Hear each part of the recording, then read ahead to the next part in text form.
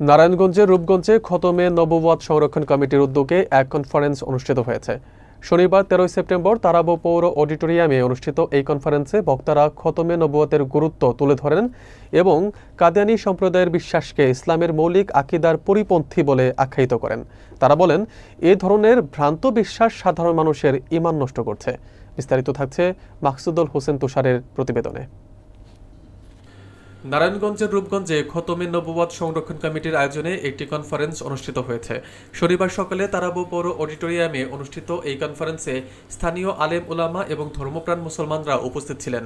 বক্তারা বলেন, আল্লাহ এক ও অদ্বিতীয় এবং হযরত মুহাম্মদ সাল্লাল্লাহু আলাইহি ওয়াসাল্লাম সর্বশেষ নবী ও রাসূল।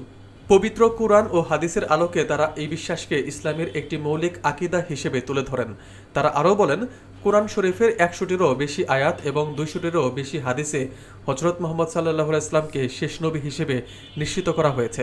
বক্তারা অভিযোগ করেন, তথাকথিত কাদিয়ানী বা আহমদিয়া সম্প্রদায় নিজেদের মুসলমান দাবি করলেও তাদের বিশ্বাস ইসলামের মূল নীতির পরিপন্থী এবং এটি মুসলিম সমাজে বিভেদ সৃষ্টি করছে।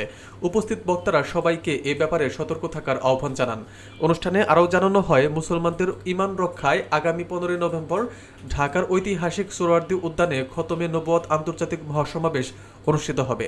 এই মহাসমাবেশ সফল করতে দেশের প্রতিটি অঞ্চলে প্রচার চালানো হচ্ছে।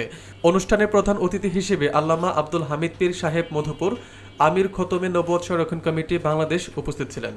অনুষ্ঠানে উদ্বোধক হিসেবে উপস্থিত ছিলেন রূপগঞ্জ উপজেলা নির্বাহী কর্মকর্তা সাইফুল ইসলাম।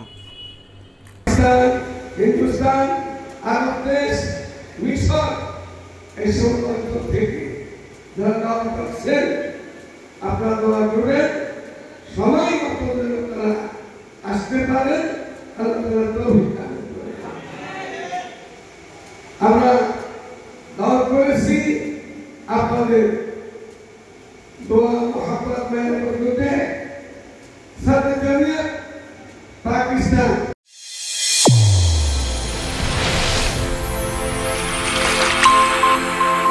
চ্যানেল A1 হৃদয়ের স্পন্দন।